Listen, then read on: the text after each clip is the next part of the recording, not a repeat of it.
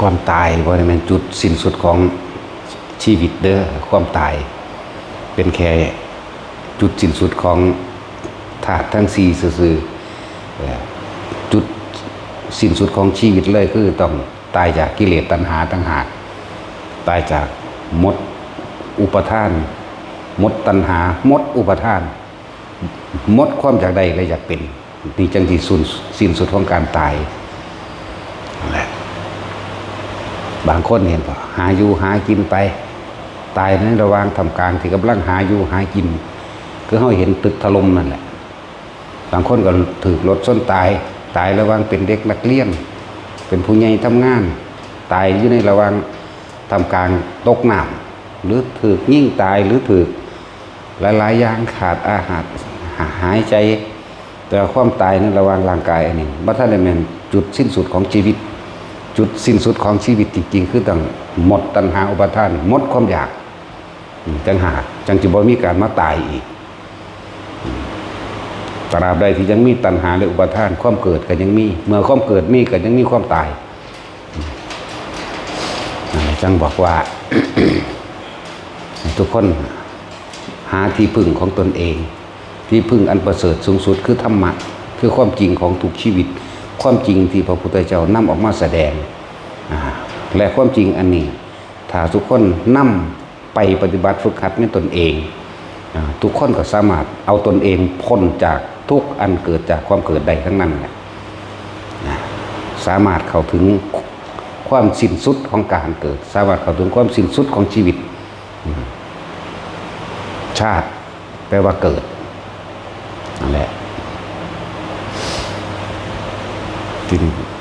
แต่ละคนสิเอาใจใส่ตัวเองขนาดไหนนะหลายคนที่เขามาในสู่ศาสนาที่เขาหาพระอริยะหรือพระสงฆ์องค์เจ้าทั้งหลายส่วนมากบ่ได้เข้ามาเอาธรรมบ่ได้เข้ามาหาหนทางพ้นทุกข์ของตัวเองเด้ส่วนมากเด้ส่วนหน่อยก็มีอยู่ดอกอันที่ว่ามาหาทางพ้นทุกข์ดับทุกข์ดับตัณหาดับอุปาทานหาแนวทางที่สิหยุดการเกิดของเจ้าของเองก็มีอยู่เปรียบเทียบเท่ากับเขาโคส่วนผู้มาหาเพิ่มทุกข์ขึ้นมาอีกเท่ากับขนโคบางคนบ่ได้รู้จักดอกพระองค์นั้นเป็นอริยะเจ้าขันใดบ่รู้เวลาไปทำบุญทำทานน้ำเพิ่นขออายุยืนมั่งขอให้สนะคดีมั่งขอให้ลูกไปสอบได้มั่งขอให้หายจากการป่วยจากมะเร็งมั่งขอให้ได้สอบเป็นเจ้าเป็นนายเป็นคู่เป็นนั่นนี่สารพัดนี่บ่ได้รู้จักความหมายอันแท้จริงของพุทธศาสนาของหมู่พระสงฆ์องค์เจ้าผู้เพิ่นฝึกหัดปฏิบัติตนเองออกมาจากป่าจากเขาเพื่อจะนำความจริงออกมาแสดงชี้แจงแนวทางให้เพราะมันปฏิบัติเพื่อให้พ้นจากการเกิดเลยเด้แต่ส่วนมากมันบ่เป็นจังซั่นติสิท่านนั่นสิท่านนี่ก็เพื่อสิขออายุยืนก็มีขอให้หายจากโรคที่กำลังเจ็บกำลังป่วยอยู่ก็มีแม้กระทั่งสนะคดีมันธรรมดาเด้ก็ของเฮ็ดผิดแท้ๆก็ยังสิมาลักษณะคือบูชายันเนาะถวายของเพื่อให้ชนะเขาเหมือนสิแม่นั่นแหละหลาย หลายอย่างหลายอันแต่เฮาบ่มาฟังธรรมะแบบนี้นะยากเด้ที่สิไปเข้าใจความหมู่ภิกษุสงฆ์ทั้งหลายที่บวชเข้ามาแล้วบ่ศึกษาพระวินัยบ่รู้จักข้อห้ามเมื่อบ่รู้จักข้อห้ามก็ปฏิบัติโตพากันเฮ็ดไปทั่วทิศทั่วแดนตัวเองเป็นผู้นำทางจิตวิญญาณเพื่อให้เข้าถึงพระนิพพานแต่เมื่อตัวเองบ่ศึกษาแล้วมันจะเอาหยังมาสอนไผก็เลยเฮ็ดไปต่างๆนานาสารพัดตามคนเก่าคนก่อนที่พาเฮ็ดไว้แต่ว่าทำบุญก็ขอเอาเด้ออธิษฐานเอาเด้อนี่แหมอธิษฐานเอาหยังมันสิไปได้เด้อนี่แต่ตัวเองบ่เฮ็ดเองนี่เห็นบ่มันบ่เข้าถึงหลักความจริงของที่พระพุทธเจ้านำออกมาแสดงตนเป็นที่พึ่งของตนเบิ่งจิตใจของเจ้าของว่าเจ้าของทุกข์เพราะว่าเหตุใดหนทางดับทุกข์เพิ่นก็สอนไว้แล้วทุกข์ดับไปเพราะแบบนี้เพิ่นก็สอนไว้แล้วบ่หุ่นไปหาเฮ็ดอีหยังหลอกลวงคนเบี้ยแก้พ่อแก้แม่มึงบอกมึงสิไปแก้ได้บ่ มันไปแก้ปัญหาอุปทานของคนได้บ่เบี้ยแก้มีดหมอยังอีกรุ่นรวยพันล้านร้อยล้านรุ่นรวยบ่เลิกรุ่นท่านใจทั้งสั้นแล้วหลอกลวงคนต่อไปเลยเด้นะนั่นแหละแต่ว่าผู้เป็นภิกษุสงฆ์ทั้งหลาย ถ้าตัวเองบ่รู้บ่ถึงนะครับจักเสียยังไปสอนเขาก็เฮ็ดไปน้ำเขาเฮ็ดไปน้ำโลกเฮ็ดไปตามใจคนทั้งโลกคนทั้งโลกสิมีหยังอยากได้อยากดีอยากมีอยากรวยอยากมีอำนาจอยากชนะบ่ฮู้จักตายบ่ฮู้จักทุกข์สำเร็จถ้าใดบ่ได้ดังใจแล้วก็ว่าเจ้าของทุกข์ถ้าเกิดว่าทุกข์จังซั่นทุกข์จังซี่ก็ว่าผู้อื่นเฮ็ดให้เด้บ่ได้ว่าเจ้าของมาเกิดเองเด้นะว่าล่ะจังซั่นแล้วบ่เข้าถึงคำสอนพระพุทธเจ้าเลยบ่ฮู้จักดอกอริยสัจสี่เป็นหยังบุถวายเงินดำ20 บาทสาธุเด้อเฮ้ยผู้ขาถูกลอตเตอรี่รางวัลที่1ให้เบิดหนี้เบิดสินเบิดทุกข์เบิดยากแต่ผู้ขาถูกลอตเตอรี่แจ็คพอตนี่สิมาสร้างให้ดอกวัดนี่คุณดีบ่ธรรมดาเด้เนาะคือเขาถามเฮาเด้ออาจารย์ให้ผู้ขาถูกลอตเตอรี่เด้อที่1เด้อบ่ถ้ากูฮู้จักกูก็ซื้อเอาเองกูสิบอกมึงเฮ็ดหยังแม่นบ่ล่ะก็ว่าความจริงจังซี่เด้ล่ะกูสิให้ถือเป็นบอก แต่กูฮู้กูก็ซื้อเอาเองตัวกูจะไปบอกผู้อื่นเฮ็ดหยังจังซั่นแหละหลายอย่างอยู่ดอกที่ในเมื่อคนที่สืบศาสนาโดยตรงเต็มรูปแบบมันเลยคือหมู่ภิกษุสงฆ์ก็ในเมื่อภิกษุสงฆ์บ่ฝึกหัดตัวเองบ่ศึกษาในตัวเองบ่ศึกษาตามคำสอนพระพุทธเจ้าแล้วก็พากันเฮ็ดผิดนี่แหละเดี๋ยวก็เบิ่งหมอเบิ่งเลิกงามยามดีแต่งงานมื้อนั้นดีขึ้นบ้านใหม่มื้อนั้นดีพอดีแม่มึงบ่จักไปหาฝึกหัดศึกษานี่ก็นี่แหละเหตุแห่งความเสื่อมของคำสอนพระพุทธเจ้าเหตุความเสื่อมของธรรมะเหตุความเสื่อมของพุทธศาสนาก็เพราะว่าภิกษุนักบวชทั้งหลายบ่ศึกษาบ่ทำตามพระวินัยบ่ปฏิบัติตัวเองให้เข้าถึงธรรมบ่เข้าไปถึงความจริงเลยแล้วก็เกรงใจคนพอเขาว่าให้เป่าหัวให้เขาเป่ามั่วไปว่าซั่นมันบ่ได้เป่าเบิดมือเบิดเว้นปานนั้นเอาไว้หดน้ำมนต์น้ำมันให้ก็เฮ็ดไปเนาะที่แม้เพิ่นให้สอนแนวบ่ให้กลับมาเกิดอีกคือเด้เห็นทุกข์ในตนเองเห็นทุกข์เห็นเหตุแห่งทุกข์ในตนเองวิธีดับทุกข์ในตนเองแล้วทุกข์ดับไปดับแบบใดพี่เด้แล้ว ศาสนาจึงถูกทำลายได้ง่ายเพราะว่าตัวเองทำลายตนเองก่อนภิกษุสงฆ์นี่เด้เป็นผู้ทำให้เสื่อมจากยอดก่อนเด้ยอดก็หมายถึงนักบวชนี่แหละเข้าไปซะก่อนพุทธเจ้ากับบวชซะก่อนพุทธเจ้าบวชตรัสรู้แล้วจึงนำธรรมออกมาสั่งสอนนั่นแหละก็เริ่มจากนักบวชนั่นบ่ล่ะบัดนี้ลูกศิษย์ลูกหาผู้เป็นสาวกบ่ได้เดินตามที่เมื่อบ่ได้เดินตามแล้วก็เลยเฮ็ดสิ่งที่เพิ่นแสดงไว้ดีแล้วตัดไว้ดีแล้วชอบแล้วบ่นำสิ่งเหล่านั้นออกมาแสดงเพราะตะของก็บ่รู้บ่ฝึกบ่หัดมันก็เลยเสื่อมมาจากยอดกับบุคคลนอกศาสนาจึงเข้ามาทำลายได้เพราะว่าในศาสนาของตัวเองนั่นน่ะบ่เข้าไปถึงแก่นธรรมบ่ตะแก่นแล้วตะเปลือกกับกระพี้มันก็ยังบ่ทันได้รู้จักอยู่ยังออกไปนอกยังไปเทวนิยมน้ำเขาอยู่นั่นบ่ล่ะไปสร้างพญาครุฑไปสร้างพญานาคเอาหัวฤาษีเอาหัวอีแข่หัวลิงหัวเสือมาซุบใส่หัวตะของแต่ก็เอาผ้าเหลืองคุ้มตัวเองไว้แล้วเอาหัวอย่างอื่นมาใส่แม่นบ่ล่ะที่เฮาเห็นเดี๋ยวก็ตีมีดขายบัดนี้เนาะมีดปราบนั่นปราบนี่ที่ไปปราบยังได้ในเมื่อตัวเองปราบใจตัวเองบ่เป็นเนาะปราบใจปราบความคิดปราบสิ่งที่ตัวเองกำลังยึดมั่นถือมั่นในตัวเองให้มันสิ้นซากซะก่อนแต่มันสิไปปราบได้เขาบ่เฮ็ดท่ามแนวนั้นพระพุทธเจ้าบ่ได้เฮ็ดมีดหมอขายเด้เนาะบ่ได้รูปล่อเหรียญขายบ่ได้ปั้นนาคบ่ได้ปั้นพญาครุฑบ่ได้ปั้นงูหรือสิงโตหรือฤาษีต่างๆมาขายให้ไผเด้เนาะจังซั่นแล้วบ่ได้ดูดวงให้ไผเด้บ่ได้ไปสิทธิ์น้ำมนต์น้ำมันให้ผู้ใดเบิดมือเบิดเว้นบ่ได้ไปสักลายให้ไผได้เนาะมันเฮ็ดโคตรพ่อโคตรแม่หยังเนาะแม่นบ่ล่ะจังซั่นตัวมันเสื่อมก็เสื่อมนำพวกสันดานหมานี่แหละจักว่า นี่แล้วมันกล้าหาญเด็ดเดียวก็ขนาดนี้วะล่ะพวกกันไอ้ยันเขาบาเขาว่ามึงตกนรกมึงไม่ได้รู้เรื่องได้ดันเนาะแต่ว่าเรื่องนรกกับมันบ่เห็น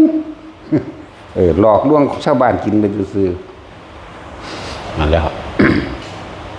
บ่ได้รู้จักหยังเด้นั่นน่ะดูดวงดูเลิกจังซี่ก็เป็นอาบัติปาจิตตีหรือทุลใจหรือทุกกฎไม่รู้รู้จักบ่ล่ะเบิ่งเลิกงามยามดีให้เขาแต่งงานเป็นหอดสังฆาทิเศษยังบ่ได้รู้เด้บ่ธรรมดาได้เป็นอาบัติใหญ่หนักเด้นั่นน่ะชักจูงเงินนั่นเอาเงินนี่เหมาะสมกันเด้อจังซี่เป็นหอดสังฆาทิเศษจักว่าล่ะ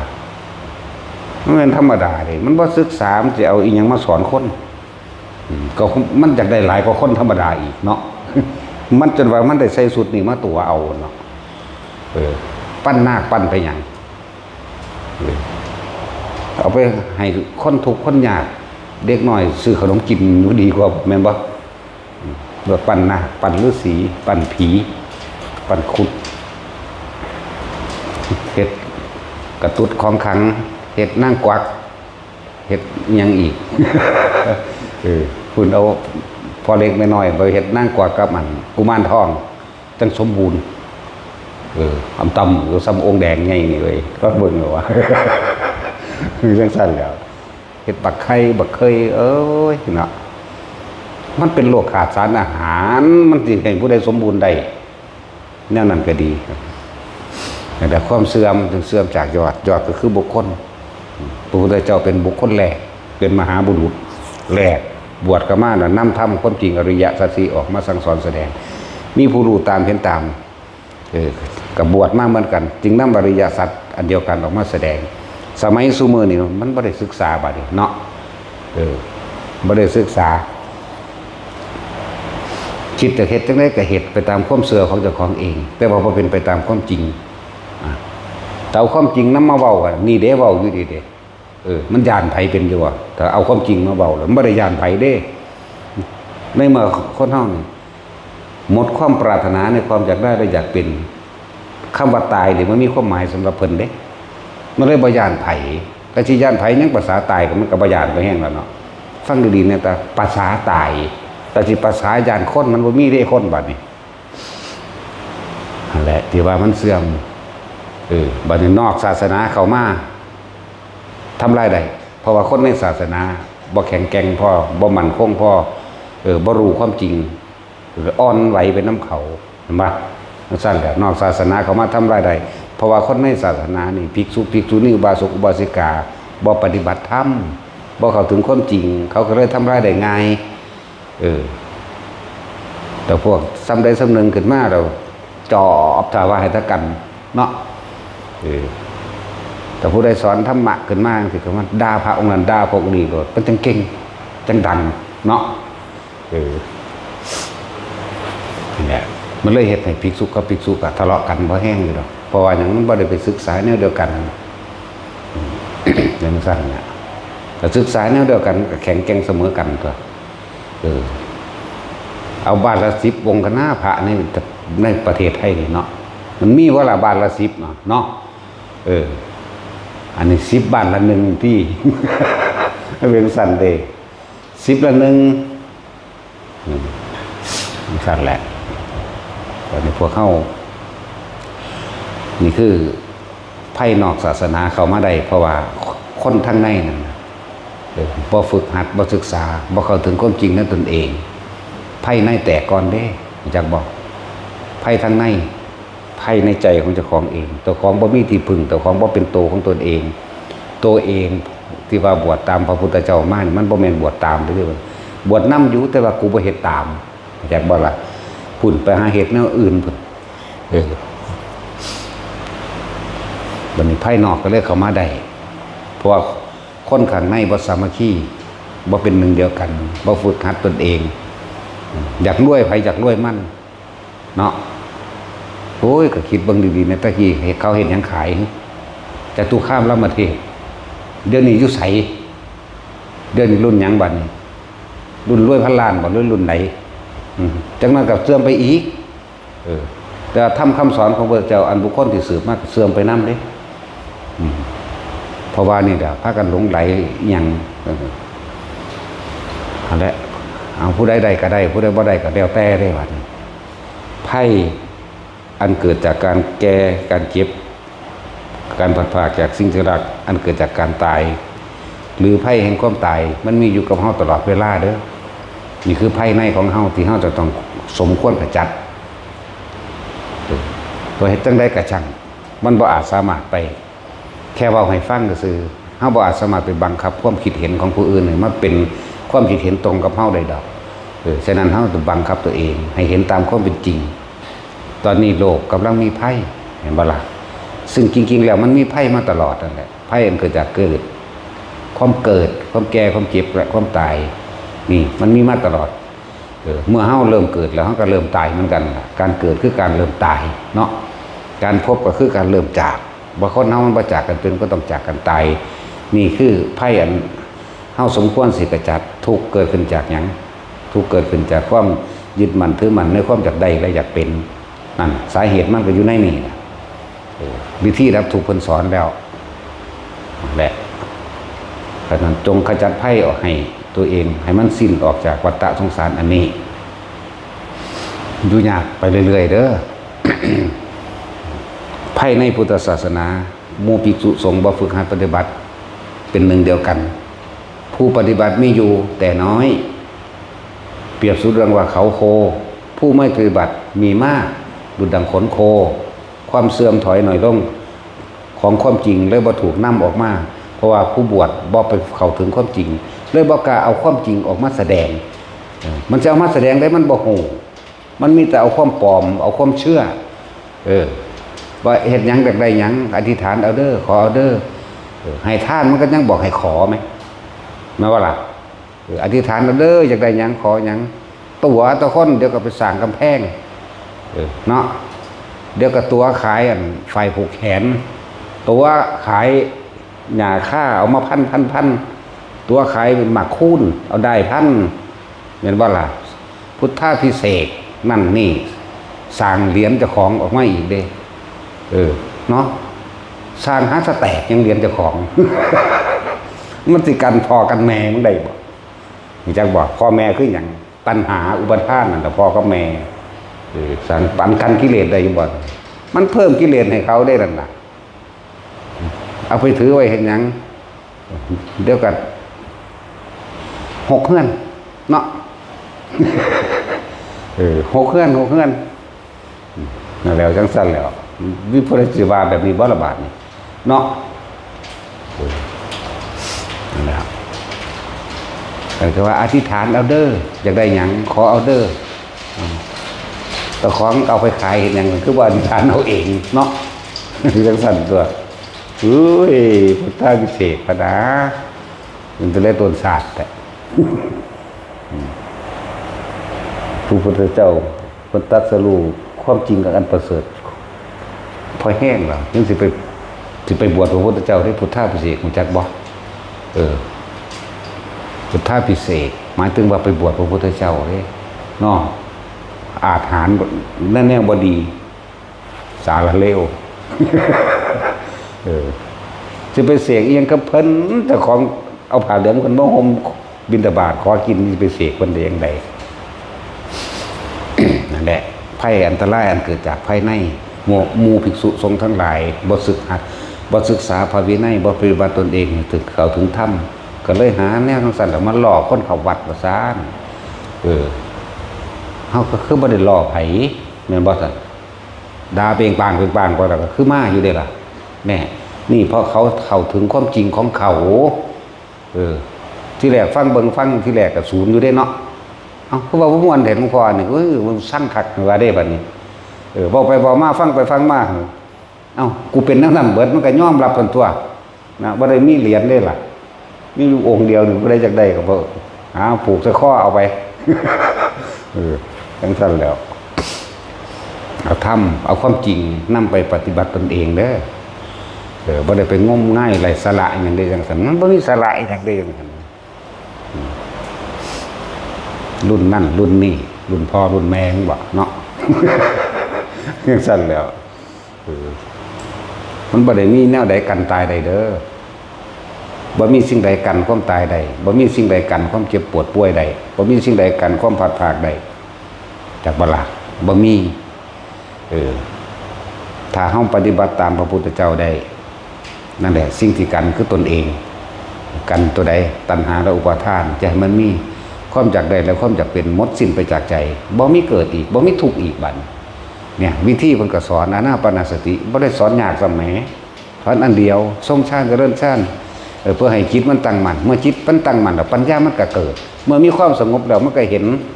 สิ่งที่บ่สงบคือความคิดมันแล่นไปหมุนไปเรื่องนั้นเรื่องนี้เรื่องนี้เรื่องนั้น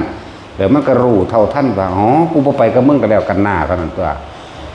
สมาธิจิตตั้งมั่นเมื่อมันตั้งมั่นดีแล้ว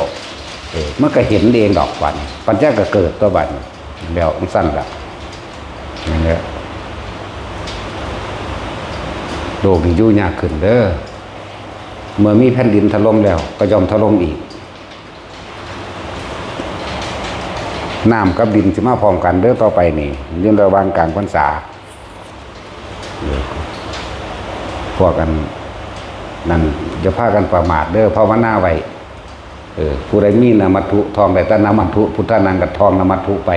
ผู้ใดพุทโธกับพุทโธไปผู้ใดจับลมหายใจใดก็จับไปผู้ใดทรงฌานเลิศฌานด้วยหรืออันใดๆก็เฮ็ดไปนั่นแหละตายวะตายคือเก่านั่นแหละตายคือเก่าได้เฮ็ดใดก็ดีจักว่าล่ะแต่ว่ามันต่างว่าพวกเจ้าสิตายย่นระยะทางในการเวียนว่ายตายเกิดหรือพวกเจ้าสิบ่ว่าเกิดอีกเลยเมื่อแผ่นดินไหวมันเกิดแล้วแผ่นดินตึกถล่มก็เห็นแล้วต่อไปก็ถล่มอีกคือเก่าฟอนมันน้ำร่องแล้วนั่นแหละภาคเหนือภาคกลางภาคใต้บ่ปานใดแต่เหนือกับกลางแน่นอนตะวันออกก็บ่ปานใดภาคที่ปลอดภัยที่สุดคือภาคอีสานมวลดินมันมีความหนาแน่นกว่ากันและมีอริยะเจ้าอยู่ในภาคอีสานมากก็อยู่วัง10 องค์อะไรว่าร้ายหรอกคน7-80 ล้านอยู่10 นึงเอาต่างกันบ่ล่ะนั่นแหละนี่บอกไว้เด้อถ้ามันคิดได้ถ้ามันคิดออกถ้ามันพูดขึ้นมาให้เว้าเด้ตะกี้หูดองว่าเว้าท่านว่าเกิดเดี๋ยวก็ว่ากูนั่นนั่นนี่อีกแต่มันเกิดแล้วจังเว้าเดี๋ยวก็ว่าอ้างอีกเนาะโอ้ยจังสิเอาแมงแนวใดนั่นแหละพวกอยู่เมืองนอกก็บอกแล้ว2 ปี 3 ปีแล้วบอกว่าต่อไปสงครามจะล่ามออกไปเรื่อยๆเด้อ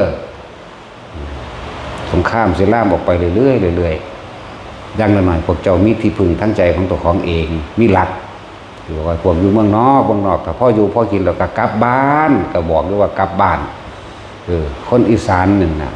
นี่เป็นทินฐานแห่งคนบุญคนที่มีบุญเป็นพื้นฐานอยู่แล้ว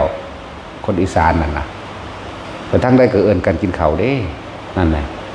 มีทานมีจาคะมีความเคารพนับถือผู้เฒ่าผู้แก่ซึ่งกันและกันนั่นแหละมีความกตัญญูเป็นพื้นฐานอยู่แล้วเด้พออยู่เมืองนอกถ้าพออยู่พอกินหนี้สินเบิดแล้วก็กลับมาซะมันก็หากินซ้ำตาย1 ดอกไปก็เลยจักสิรวยปานใดดอกนี้เนาะสตอปจีบสตีฟจ็อบอย่างมันก็ตายมันก็รวยคือหยังนี่ตัวแม่นว่าล่ะมันตัวเป็นผู้เฮ็ด Facebook ขึ้นมาแหมตายปะล่ะเห็นบ่นั่นน่ะสั่นตัวมันรวยตัวนั้นก็เลย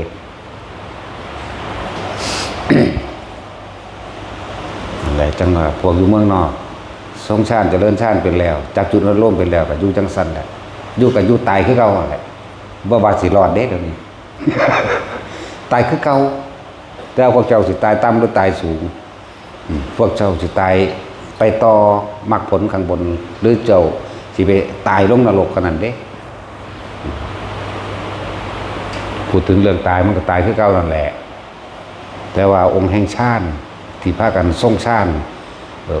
หรือผลแห่งฌานนี่สมาบัติหรือปิติเรานี่สิรักษาชีวิตพวกเจ้ารักษาชีวิตไว้เพื่อให้ได้มรรคผลจากบ่ล่ะบางคนอาจจะเก่งในเรื่องทรงฌานอยู่แต่ว่าโสดาสกิทาคาบ่ทันใดนาคาอรหันต์บ่ทันใดองค์ฌานแต่ละนี้สิรักษาเจ้าของเองไว้ดอกอาจจะรอดจากเหตุการณ์ต่างๆเพื่อสิรักษาชีวิตเห็นบ่รักษาชีวิตไว้เพื่อสิเข้าถึงถ้ำได้นะแต่ แต่บางคนสิทรงฌานอยู่นั่นหรือทำให้บ่อยทำมากจะเกิดเครื่องวิชินแล้วบางคนในขณะที่มันตึกถล่มลงไปสิปุ๊บเข้าสู่ความลมหายใจหรือกั้นลมหายใจก็ว่าไปว่าเนี่ยเด้อนาคามีถึงอรหันต์ได้เด้นี่เนี่ยนั่นที่แนะนำอยู่เดี๋ยวนี้มันมีตั้งแต่เป็นผลอันสูงสุดที่เฮาบ่คาดคิดว่าเฮาสิได้ถึงขนาดนั้นทำได้นั่นแหละจึงบอกให้เป็นวิธีที่ง่ายชาวบ้านยังมีผัวมีเมียอยู่กระสร้างพวกเจ้าก็ฝึกไปยังต้องการความรักระหว่างเพศอยู่พวกเจ้าก็ฝึกหัดตัวนี้ไว้เป็นเครื่องป้องกันตัวเองนำจากบ่ล่ะเวลามันจนมุมจนตอกแล้วเจ็บปวดบ่มีผู้ใดรองรับกันได้มันก็ดึงเข้าลมหายใจเองบาดสิตายแล้วจะสิไปเอิ้นหาไผมันก็ฟึบร่วมเข้ามาในลมหายใจเองตายในลมหายใจจังซี่มันดีกว่าตายเพราะว่าคิดถึงผู้นั้นผู้นี้เด้นั่นแหละนี่แหละน้ำก็สิไหลแผ่นดินก็ไหวอีกเรื่องช่วงพรรษาถ้าเบิ่งโลดไปหยังเว้าแม่นโลดซะมันได้เว้าตะกี้บ่เว้าเดี๋ยวเขาจะมาขาแข็งสั่นแหละ มันเป็นร่องแล้วเด้อเมื่อมันเป็นร่องแล้วภาคเหนือภาคกลางภาคใต้หน่อยนึงภาคตะวันออกบ่ปานใดภาคอีสานปลอดภัยนะบอกขนาดนี้แหละม้วนดินอีกอย่างหนึ่งก็คือกำลังภาริยะเจ้ามันมีอยู่นะคนได้เป็นผู้ทำลายโลกเองคนได้เป็นผู้ทำลายธรรมชาติเองโลกนี่เสื่อมสลายพังสิยืนยาวหรือบ่ยืนยาวเพราะว่าคนเด้แม่นบ่ล่ะความโลภของคนเด้ขุดภูเขาขุดโลกลงไปเป็นสระเป็นหลุมลึกก็นั่นแล้วมันบ่มีความสมดุลกับความโลภคนเด้นั่นน่ะแม่นบ่ล่ะความโลภคนเด้สระบุรีเดี๋ยวนี้ภูเขามันเสียเป็นหลายลูกแล้วเนาะก็ความโลภคนเด้นั่นน่ะทำลายโลกมันบ่แม่นธรรมชาติแบบนั้นเด้ธรรมชาติโดยความโลภของคนได้ทำลายเองจังซั่นอย่าไปโทษแต่ว่าธรรมชาติโดยบ่มีเหตุใดเหตุก็เกิดขึ้นจากความโลภจิตใจของคนนั่นเองมันหูจักมันบ่มีวันพ่อนะจังซั่นแล้วอันใดพวกใดเฮ็ดก็เฮ็ดเด้อบ่เฮ็ดก็สร้างเด้เฮาก็ซอยไผบ่ได้คือกันเฮาก็เฮ็ดอยู่ก็ตายคือกัน ฟังไว้ดีๆเด้อบ่มีไผรักษาไผได้ยิ่งความเจ็บป่วยและความตายนี่บ่มีผู้ใดป้องกันให้ไผได้1,000,000%เลยบ่มีผู้ใดป้องกันความป่วยผู้ใดได้บ่มีผู้ใดป้องกันความตายผู้ใดได้อย่าไปเข้าใจว่าคืออย่างเขาว่าหลวงพ่อช่วยด้วยนี่กูจะซอยไผได้กูก็อยู่ตะกูเนาะห่างเทื่อไปย่างไปเหยียบดินก็โยะลงบ่ถึงมันเจ็บมั้ยเนาะ จังซั่นตัวหลวงพ่อก็ป่วยคือกันมั้ยแต่ก็สิไปตายคือกันสิไปซอยไผได้เด้อนี่เนาะนึกถึงได้ถือว่าตายตอนนึกถึงเจ้าก็ไปสวรรค์นึงเด้แต่ดีอยู่มันไปสวรรค์เฮาก็เป็นหนึ่งในพระรัตนตรัยนั่นเหมือนกันเรียกว่าสังฆานุสติเฮาบ่เอาสวรรค์เฮาบ่เอาพรหมโลกไปฮู้อยู่ก็บอกอยู่ว่าบ่เอาหยังเลยใจฝึกหัดตนเองนั่นนักแน่นในลมหายใจกับส่งจุดอนุโลมนี้ให้นักแน่นอยู่หม้องนี้ถึงเวลามันเป็นเอาเองดอกนะบรรลุบ่บรรลุก็สร้างของมันดอกขอให้ลมหายใจเป็นที่หนึ่งจุดอุณาโลมอาการปีติหรือเรียกว่าปราโมทย์มีจิตปราโมทย์ช่ำชื่นและเบิกบานตื่นรู้อยู่จังสี่ตลอดนะนี่ตัวนี้เป็นผลของลมหายใจอายุมองนี้เฮ็ดไปจนตายคนละบ่มีผู้ใดบ่ตายเด้สิมาขอพึ่งบารมีหลวงพ่ออีหยังของไผของมันเดี๋ยวมันเอาให้กันบ่ได้ไหมเนาะคือเขาว่าเอิ้นหาแต่หลวงพ่อเอิ้นหาตายบ่ กูสิไปซอยไผได้กูก็อยู่ตะกูทั้งเธอกูก็นอนหลับอยู่ นี่จังซั่นแหล้วแหละ พยายามอยู่กับลมหายใจให้ตนเองเป็นที่พึ่งของตนเองไหมตราบใดที่เฮาไปยืนมือขอความช่วยเหลือจากผู้อื่นนั่นแหละจิตมันสิพ้นจากทุกข์ได้จังได๋มันคาคิดแต่ว่าผู้อื่นสิซอยไหมแม่นบ่ล่ะ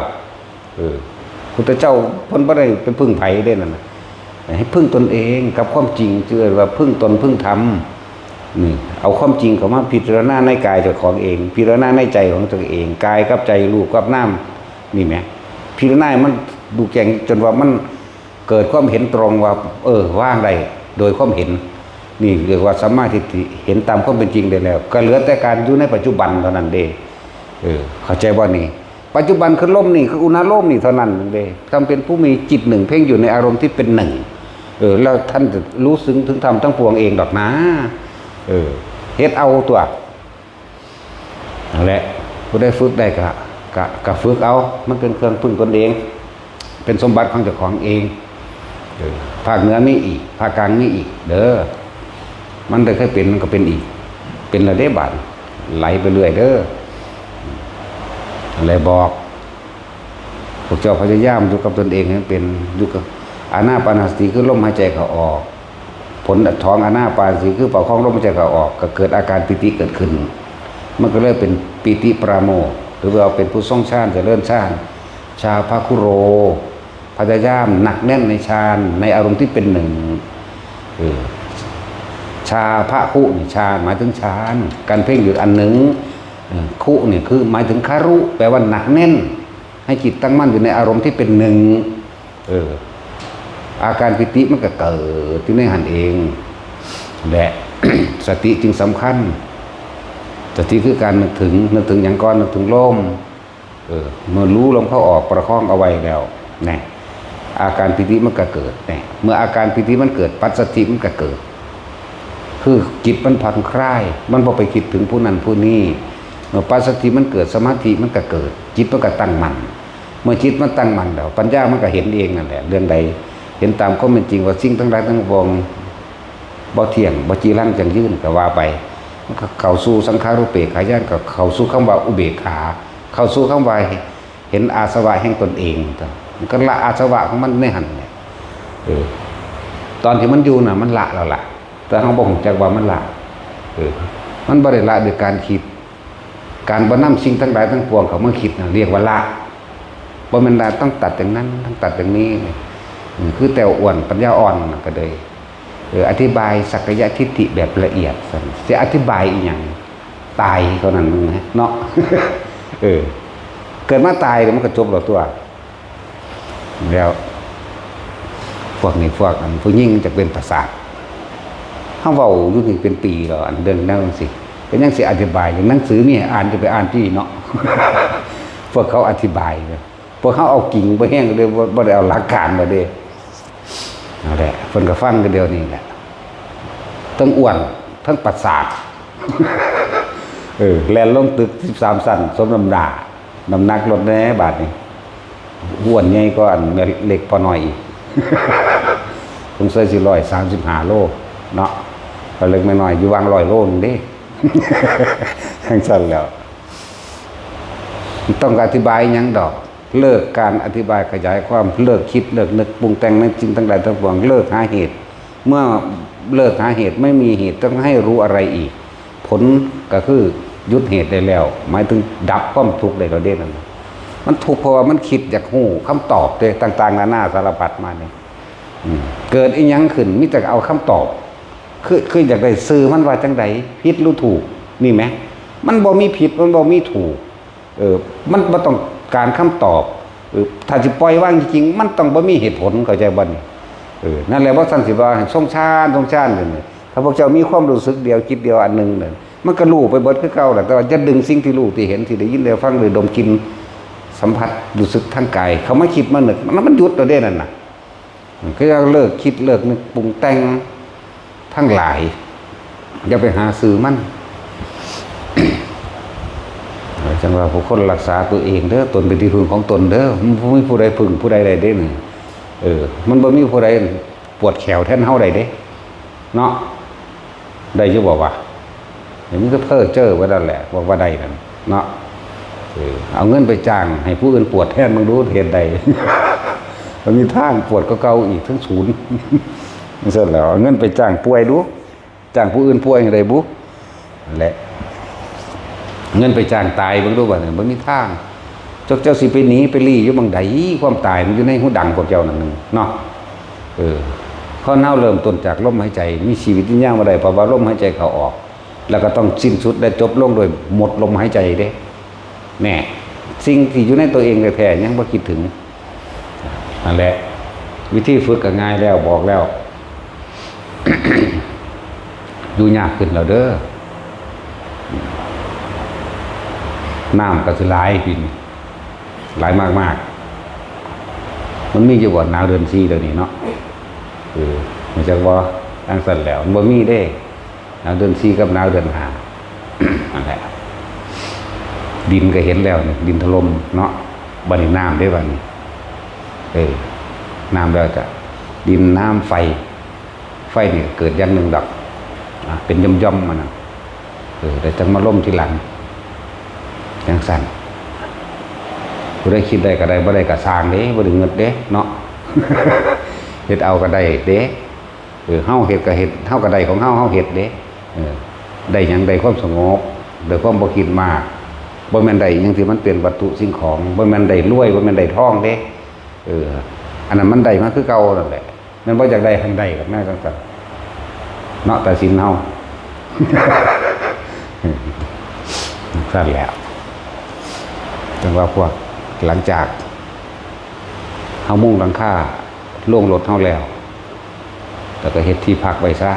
อันพวกของอันสมชายมันนั่นนะพากันงานมันก็เบาระบางลงกว่าเฮ็ดที่พักของคนอื่นพอคนที่ไหลเข้ามาจากเทิงอุทกภัยจากเทิงธรณีภัยนั่นแหละจะลืมเด้อันมันมีอยู่แล้วล่ะเล่งปลูกหมากไม้เนื้ออยู่เนื้อกินไว้คนปั่นกันกินไปอย่างเนาะ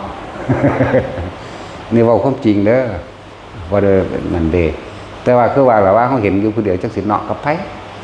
เวลาเนาะเดี๋ยวบางคนนั้นผู้นี้ซึ่งลึงอยู่บ่มีสมองจักคนเอาโลด ว่าแต่ว่าเดินไปเนาะเดี๋ยวบางคนก็ซึ่งลึงอยู่ว่าโอ้ยเนาะ เพราะฉะนั้นเขาที่ปลูกสิ่งที่มันเป็นหมากง่ายง่ายเร็วมักมีมักขนุนเนี่ยเป็นหมากง่ายง่ายเร็วแต่มันบ่มีกินจริงๆต้มกินดิบๆมันก็อิ่มได้คือกันเลยกินแมนหอดเปลือกของตัวแต่คนหิวมันกินได้เบิดตัวไม่ว่าแต่สิน กินเปลือกก็ได้ตัวยากอย่างอะไรครับเป็นอย่างเฮาคือนิยมปลูกสิ่งที่มันกินได้ตัวต่อไปคนจะได้มาอาศัยเฮาแหละคนบ่มันบ่มีหม่องอยู่บ่มีหม่องไปพอได้อยู่พอได้รักษาชีวิตอยู่ได้กินแล้วก็เอาดอกความหิวเป็นโรคอย่างยิ่งได้ขาคนได้ความหิวแม่นบ่หิวนี่ขาคนได้แต่ได้กินอีหยังแน่ไม่พุเขา ห้องท้องแน่มันเศร้าหิวมันก็บ่ขาได้เนาะนึกว่าไม่พุดอกเบื่อพวกนี้ก็กินแมงโลน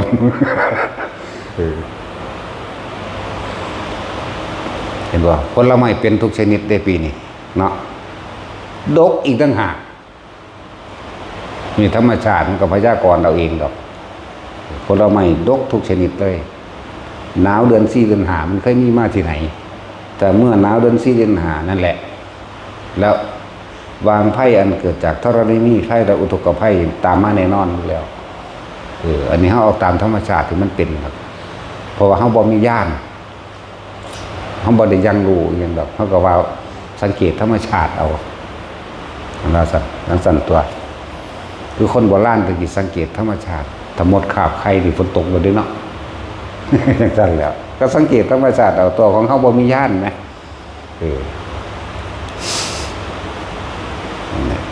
พวกเจ้าว่าปีนี้หนาวนานบ่หนาวนานเด้แปลกประหลาดกว่าล่ะจังซั่นแหละเนี่ยก็สังเกตธรรมชาติเอาตัว นั่นแหละ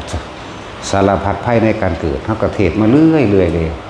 พวกเจ้าเกิดมาพวกเจ้าพบเจออันหนึ่งก็เจออันหนึ่งนั่นแหละเลยจากนี้ธรณีภัยอันเกิดจากแผ่นดินถล่ม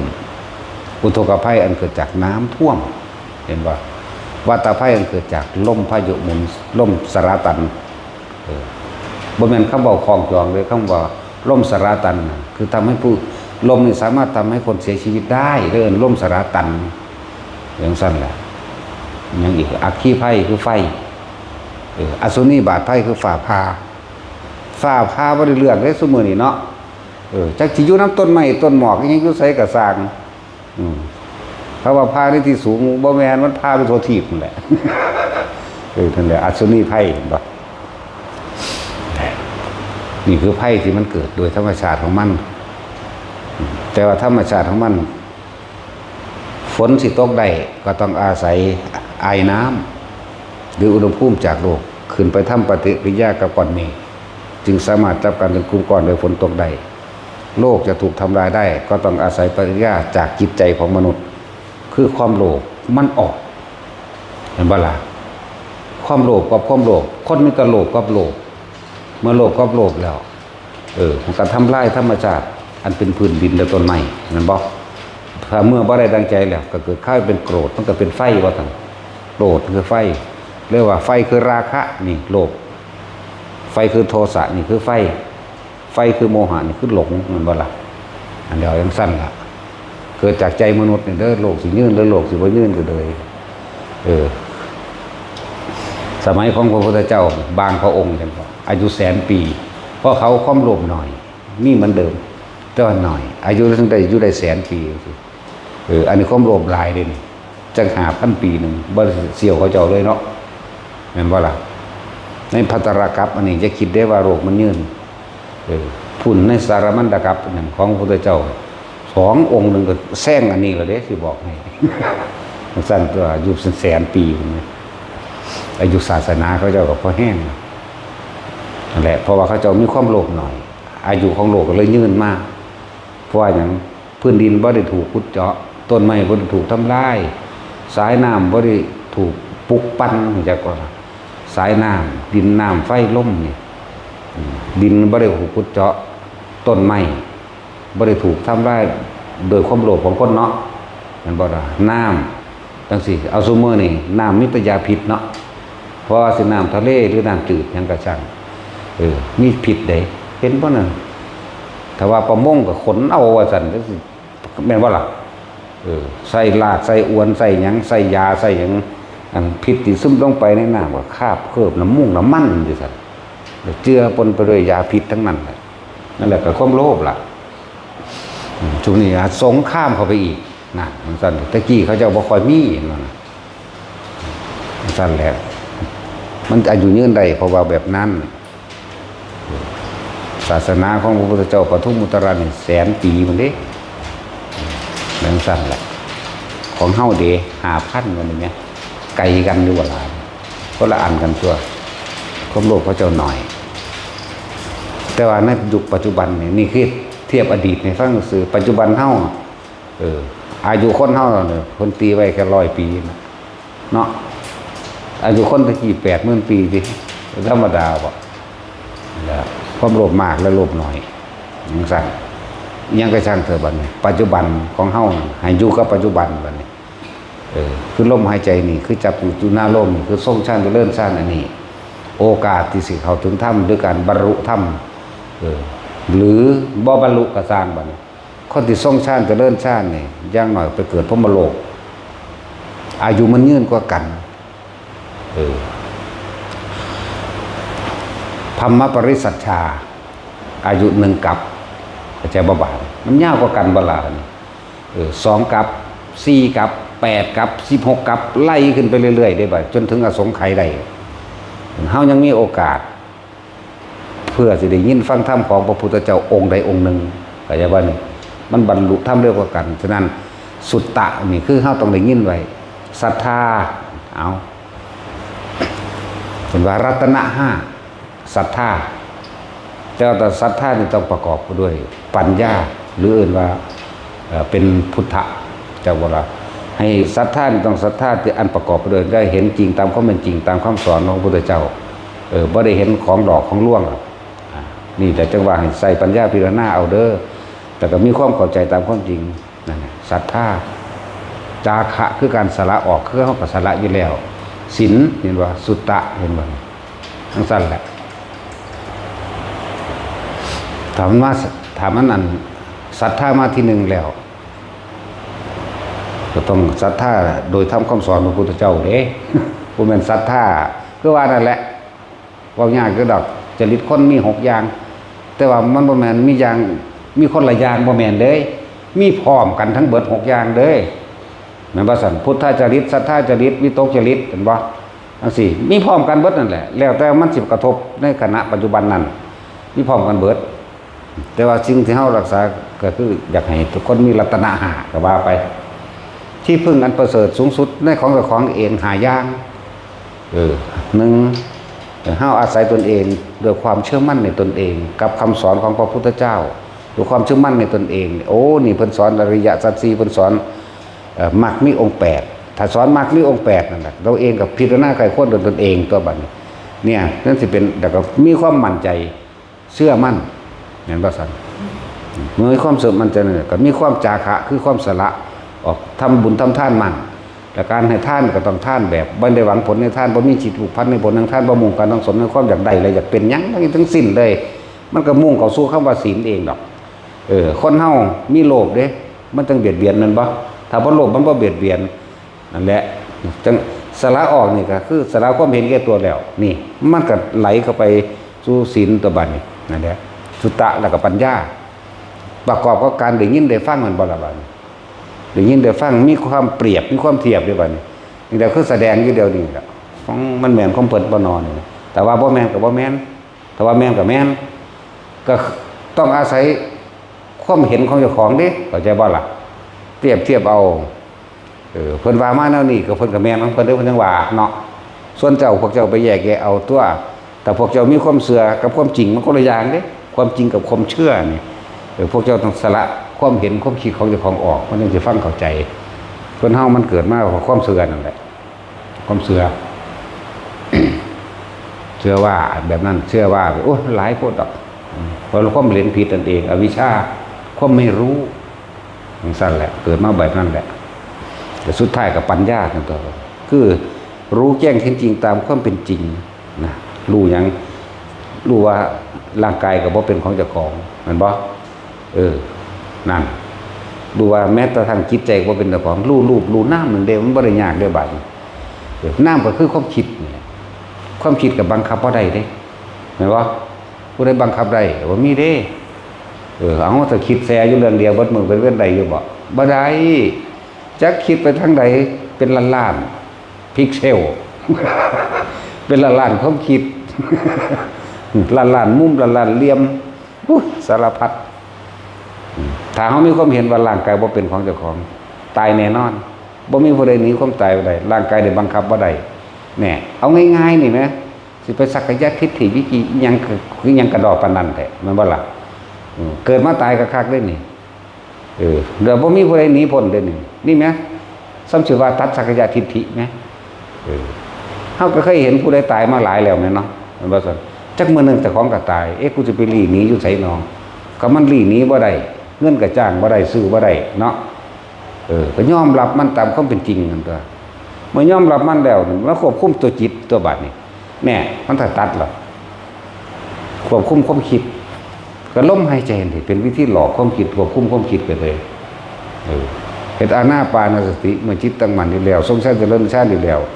เมื่อมันมีสมาธิจิตตั้งมั่นอยู่แล้วปัญญามันก็เกิดมันก็เห็นเองดอกบัดเห็นความคิดแล่นไปมันโอ้คนเฮามันถูกกว่าคิดไปได้บัดถ้าควบคุมความคิดได้รู้คิดได้รู้เท่าทันได้มันก็บ่เกิดทันแหละ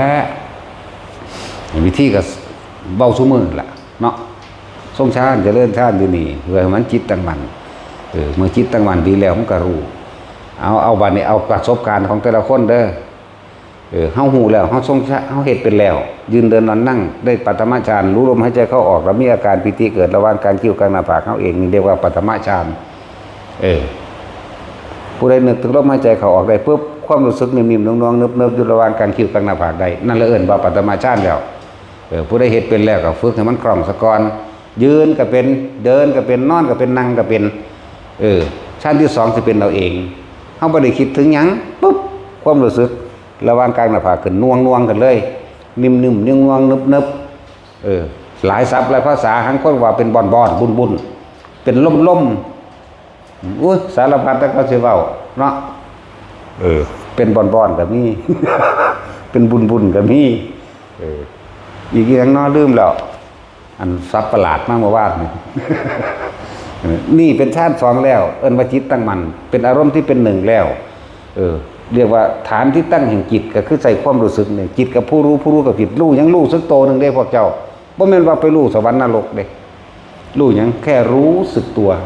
นี่แหละคำว่ารู้สึกตัวทั่วพร้อม อย่าหนีออกจากกายนี่กายในกาย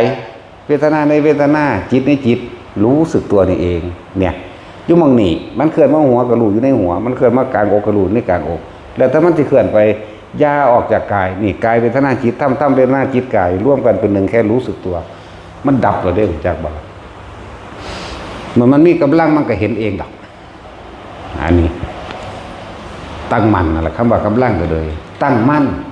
จิตตั้งมั่นเป็นเวลานานจากบ่เอิ้นว่าจิตตั้งมั่นเป็นเวลานานโดยอาศัยความรู้สึกตัวเห็นบางคนเขาเจ้าได้24 ชั่วโมงนะบรูได้แต่ตอนนอนหลับจากบ่หลับแต่ว่าในขณะนำในขณะหลับนั้นจิตก็บ่คิดปรุงแต่งได้จากบ่ผู้ใดได้ฟังเมื่อวานเพิ่นเว้าอยู่เห็นบ่ล่ะหลับก็รู้ว่าลมหายใจนี่กับอุณาลมนี่ตีคู่กันตลอดเลยหลับแล้วก็รู้ตื่นขึ้นปั๊บแล่นเขาเองปั๊บนั่นในขณะนั้นจิตอยู่ไสจิตอยู่ว่างๆจากบ่จิตอยู่ว่างๆความคิดอยู่ว่างๆมันเราไปคิดถึงหยังเด้นั่นน่ะจังซั่นแล้ว พอใหญ่อันนั้นถ้าเราตายที่เราไปเลยเด้นั่นน่ะจากบ่ล่ะยังตัมมนะคามีนั่นแล้วจังซั่นแล้วผู้ใดได้ฟังตอนกลางเว้นครับเอาไปพิจารณาเอาตัวแต่ว่าได้ความรู้หลายนั่นคือประสบการณ์จริงๆแล้วบ่ได้เว้าศัพท์บาลีเลยมันเป็นแบบนั้นแบบนี้แล้วเว้าไปเลยเห็นบ่จังซั่นแล้วนั่นแหละจริงนั่นแหละแล้วก็อยู่จังซั่นของเราตื่นขึ้นปั๊บมันแล่นเข้าปั๊บเลยเห็นบ่นั่นแหละถึงบอกว่าทำให้บ่อยทำให้มากทำให้ชินทำให้เป็นดุจดังยานญาณก็คือรู้สึกโตตัวเองแต่ว่ามันไปย่านรู้อันอื่นดอกเขาบ่เอาหรอกรู้อันอื่นภาษาอังสั่นและเลื่อนว่าฝึกให้มันชินเด้อโดยศัพท์มันว่าภาษาบาลีว่าวิตกวิจารปิติสุขเอกตาโดยภาษาเฮาทำความรู้สึกลมเข่าอยู่นี่ลมมันสิเข้าลมเข้ามาสุดอันกระดูกอ่อนนี่ไหมกระดูกอ่อนดังนี่ไหมลมมันมาสุดอยู่ระหว่างกระดูกอ่อนดังอันนึบอยู่นี่เนี่ยบัดนี้ก็นิ่มๆนวลๆหรือนึบหรือเสียวๆหรือตึงหรือโตนหรือโยนแล้วแต่สับไผเด้อนี่เรียกปฐมฌานแล้วจิตตั้งมั่นมีอารมณ์ที่เป็นหนึ่งเป็นอยู่แค่นี้แหละเด้อฌานที่สองเป็นเอง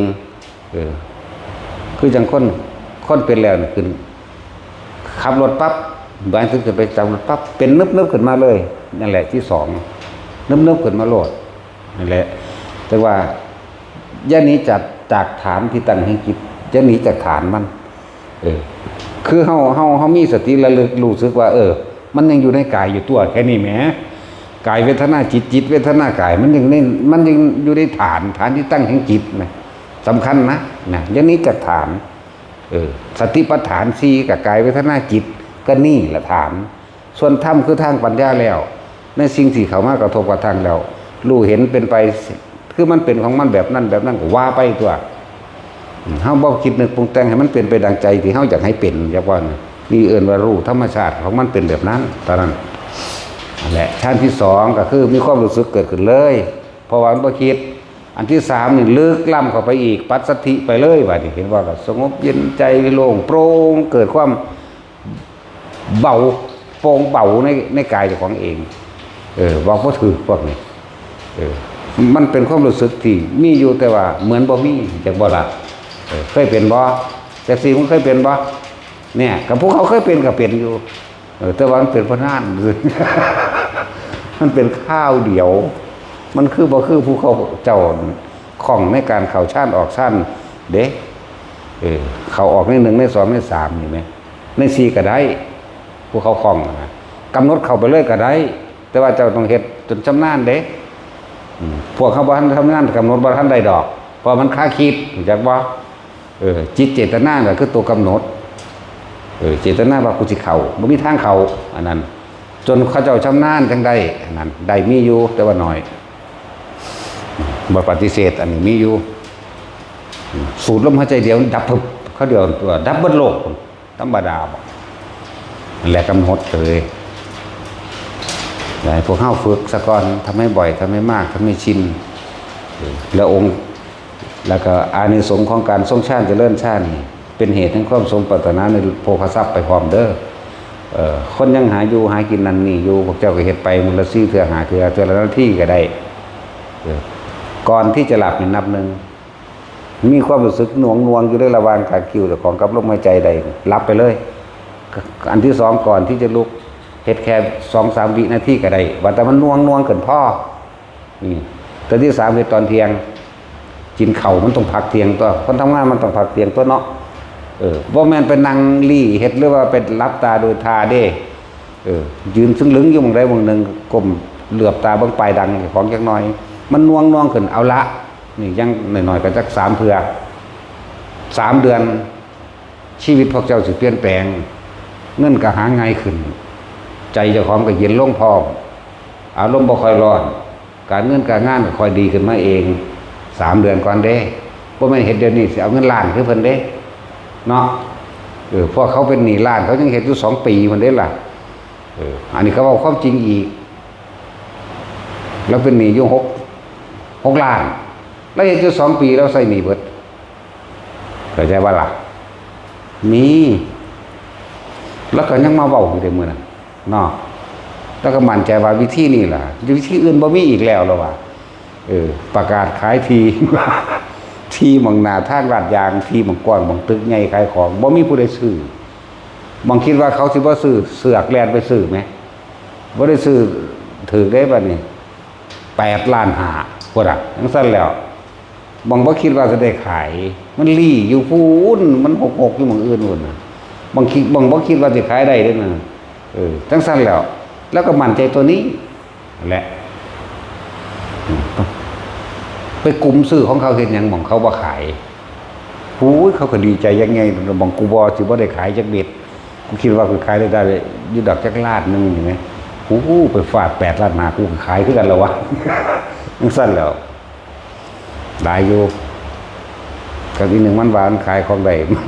มันมาแก้บะมั้งฮู้ว่าแต่ดูขายอันนี้ได้ดูสิพาหลวงพ่ออีกเพิ่นเรื่องเส้นก็มีนั่นแหละได้หรือบ่ได้มันก็ขึ้นอยู่กับบุญกุศลสูสิสูเฮ็ดขึ้นมาเอาเองเด้อไปก็ดีบ่แม่นหลวงพ่อเฮ็ดให้เด้มันสิเฮ็ดหยังไปได้มีแต่นั่งถ้าเอาเด้อว่าถ้าบ่ได้เอามาให้เอาแมงเบิดเด้เนาะก็เป็นความจริงอันนี้ก็เลย นั่งเท้าอยู่นี่แล้วถ้าเขามาสาก็ด่าเขามั้ยเอามาเร็วๆในรถทั้งนั้นแล้วแต่พากันฝึกคนที่เป็นโรคไข้ไข้เจ็บอย่างต่างๆบ่ว่าแต่โรคในกายบ่ว่าต่างๆโรคแห่งความโลภความโกรธความหลงเลยโรคอันเป็นโรคปวดหัวอันเป็นโรคไม่เกณฑ์มื้อนี้แหมปวดหัวหอยปวดหัวดิบมื้อนี้แหมถ้าพวกเจ้าเฮ็ดแค่มื้อนึงจัก3เวลาจังว่านะอาทิตย์นึงมันก็หายโรคไม่เกณฑ์แล้วโรคอื่นๆที่เป็นอยู่แล้วมันก็ค่อยๆทุเลาเบาบางลงแล้วโรคอย่างอื่นที่บ่เป็นคน40-50 ปีจังเป็นจังซี่มันบ่เป็นซะเลยเด้บัดเพราะว่าหยังนี่มันมีความลึกลับอยู่ในว่าถ้าเฮาทรงฌานเจริญฌานแล้วบุญนั้นเกิดจากจิตสงบจากบัดนี้บุญแปลว่าความสงบเย็นเด้บุญนั้นเกิดจากความสงบภายในเฮาเองการให้ผลของกรรมต่างๆอกุศลกรรมให้ผลเพิ่มแต่ว่าตอนนี้เฮามีบุญเป็นเครื่องรักษานี่เกิดกลายเป็นบุญญาฤทธิ์จากบัดนี้เจ้ากรรมนายเวรเขาได้บุญเขาหนีไปเขากลับเป็นอโหสิกรรมให้เฮาจาก100 คนก็เหลือ30เหลือหน่อยลงการเงินการงานมันก็เลยสะดวกขึ้นอีกอย่างนึงก็พวกที่เป็นญาติเฮาฝ่ายดีมันมีฝ่ายบ่ดีกับฝ่ายดีฝ่ายดีเขาก็มีกำลังขึ้นเขาก็มีกำลังซอยเฮาเองตัวแม่นบ่ซั่นฝ่ายบ่ดีเขาถอนออกเหมือนกับเฮาใส่หนี้ถ้าเฮาใส่หนี้ไปเรื่อยต่อไปก็เหลือแต่กำไรเงินเก็บเนาะอันนี้เฮาบ่ใส่หนี้จักเทื่อเฮาสิมีอีหยังเหมือนกันจิตสงบเลิศว่าบุญความสงบเย็นเกิดในใจของปึ๊บเขามาเอาบุญเขาก็ไปอโหสิกรรมไปบางทีก็กลับมาซอยเฮาเลยก็มีแต่ว่าฝ่ายทั้งดีที่เป็นฝ่ายของเฮาอยู่แล้วคือมารดาบิดาญาติสายโลหิตหรือพี่สหายที่เข้าใจกันก็มีกำลังมาซอยเฮาเองนั่นแหละแต่ว่านี่แหละจังว่าเหตุแห่งความสมหวังในเงินในทองในชีวิตก็เป็นอยู่ที่ดีขึ้นลูกเต้าเล่าหลานอันนั้นอันนี้ที่มันไปส่งไปสอบเนี่ยมันนั่งสิได้ขึ้นมาเองเรื่อยๆดอกบ่ต้องไปขอให้เฮ็ดเอาเองเข้าใจบ่ล่ะ จะไปขอภัยไทยเดี๋ยวนี้ก็สั่นให้ตัดสินไปขอไปขอน้ำมันเจ้าแม่ใดกระสร้างหรือพระอินทร์พระพรหมทั้งใดกระสร้างขอให้ได้เป็นผู้ว่าในหน้าเลยมันจะได้อยู่บ่ล่ะเนาะมันว่ามีคนสมบัติไหมมันบ่เป็นไปตามเหตุปัจจัยมันต้องเรียนซะก่อนต้องเรียนจบปริญญาตรีโทเอกนะว่าล่ะต้องมีการเรียกสอบแข่งขันจังสิได้บ่แม่นว่าไปขอเอาจากสิ่งศักดิ์สิทธิ์มันบ่แม่นแบบนั้นทุกอย่างเกิดจากเหตุอย่างสั้นมันต้องมีเหตุตัวอันนี้ถ้าผู้ใดอยากมีอยู่มีกินนะหรือร่ำรวยก็ทรงชาติเจริญชาติโดยอันนี้แหละทรงว่าทรงชาติอันนี้แหละโดยอานาปานาสตินี่แหละมันก็เป็นคอยมีของมันเองจะเห็นแบบใจฮ้อนมันมีผลสองอย่างเลยทั้งทางโลกทั้งทางธรรมได้นี่แต่เฮาชินแล้วทางธรรมเฮาก็เดิมเป็นคนมีสติมากขึ้นระลึกนึกถึงอันใดผิดอันใดถูกอันนี้ประโยชน์บ่มีประโยชน์มากขึ้นเลยสติระลึกถึงตรงนั้นเป็นมีขอบเสียบคมจิตคมใจให้ใจเย็นลงได้จังติดต่อการงานมันบ่ใจห่อนใจห้นไหมบ่สูญไหมคนเฮาเวลาสิไปติดต่องานบางหันตรงนี้เด้อมันสิคิดคำนวณไว้ว่าต้องได้แบบนั้นแบบนี้มันบ่มันตั้งหวังไว้มันบ่บัดนี้มันบ่เป็นตั้งหวังบัดนี้มันสูญซะกันเลยเด้บัดนี้นั่นแหละมันแบบนั้นที่ว่ามันเป็นหยังคือบ่สมหวังพวกเจ้าใจห้อนเองพวกเจ้าอยากได้ดังที่พวกเจ้าคิดเอาไว้แล้วบัดนี้มันบ่เป็นดังที่พวกเจ้าคิดมันเลยโมโหเลยบ่ได้หยังซ้ำเลยเกิดกลายเป็นฮอดครูอาฆาตกันไปเลยเนาะจังซั่นแล้วอันนี้เฮาบ่ได้ตั้งหวังหยังไปติดต่องานอยู่แต่ว่ากูก็ส่งชาติมันกูไปได้ก็ได้บ่ได้ก็สร้างได้เด้ถ้าเป็นไปจังซั่นล่ะง่ายขึ้นนั่นแหละ โลกบ่ช้ำทำบ่เสียพร้อมและบาดสุดที่พึ่งสุดท้ายบาดพวกเจ้าตกอกตกใจเกิดอุบัติเหตุฉุกเฉินนะคือรถซ่อนกันปั้วจังซี่มันสิแล่นกับลมหายใจพวกเจ้าเองดอกเนี่ยมันสิป้องกันมันสิถ้านั้นบ่ถึงฆ่าตายมันก็ป้องกันบ่ให้พวกเจ้าบาดเจ็บเองอาจสิเสียเฉพาะทรัพย์สินโดยรถแต่คนบ่เป็นหยังแต่ว่าถ้าถึงฆ่าตายพวกเจ้าก็เกิดสูงจักว่าล่ะแต่ถึงหม่องมันตายก็เกิดสูงเด้ยังต่ำกับพรหมโลกแล้วดีบ่ดีพวกเฮ็ดบ่อยเฮ็ดมากเฮ็ดชินนี่เนี่ยบรรลุธรรมไปเลยก็มีนั่นแหละอานิสงส์แห่งอานาปานสตินี่มันมีผลมากเลยผู้ใดทำบ่อยทำมากทำชินสามารถจะผลที่จะทำเวทนิยธรรมดำดูอรหันตผลในปัจจุบันขณะมีชีวิตอยู่ทำไว้ในขณะมีชีวิตอยู่ในขณะที่สิ้นชีวิตพอดีตายพอดีก็เป็นอรหันต์นี่อันนี้สงสองแล้วอันนี้สงสามพื้นผู้ใดตายโดยมีสติมีลมหายใจเข้าออกเขาคือเข้าสู่อนาคามีสั่นได้กับสร้างหัวมันตัวมันบ่มาเกิดอีกเลยเนาะทั้งสั่นตัวบัดนี้ย่างต่ำนี่ว่าไว้ย่างต่ำเข้าสู่พรหมโลกนี่ไหมพรหมโลกมันอายุยืนเด้แล้วบัดนี้ผลอันแยกเลยเพิ่นบ่เว้าไว้ดีว่าได้โสดาสกิทาคาก็ได้อยากว่าล่ะทั้งสั่นตัวล้อบัดนี้เฮาฟังธรรมไว้อันมีพระอริยเจ้าบางองค์ขึ้นไปเทศนาข้างบนสามารถบรรลุธรรมได้พร้อมหรือหมู่เทพบรรพสัตว์ทั้งหลายคุยกันสนทนาธรรมกันเองก็บรรลุได้ใครควรโดยตนเองก็บรรลุได้อาศัยพระอริยเจ้าบางองค์ไปแสดงบรรลุได้บางคนอายุยืนไปถึงพระพุทธเจ้าองค์ใดนึงเกิดขึ้นฟังธรรมทีเดียวบรรลุเลยบ่ล่ะจังซี่เด้มันมีอานิสงส์หลายคือหยังเด้ฟังธรรมก็ดีศรัทธาก็ดีนั่นแหละศรัทธาจาคะศีลสุตตะและปัญญานี่เพิ่นพากันว่าตรัตนะหาบ่อยากบอกนำเพิ่นว่าว่าเอาเองทุกคนบัดนี้ตอนนี้เฮามีชีวิตอยู่พยายามทำความรู้สึกตัวในตัวนี้พวกมามื้อนี้ฝึกเป็นสัมปพุเป็นหรือว่าล่ะบ่ได้จื้อบ่ได้หมู่นี่ว่านี่ว่าเป็นบ่ใครแน่ซั่นถ้าว่าเป็นดาเด้พวกประสาทบ่เด้ถ้าว่าเป็นซั่นเอาสมาทาน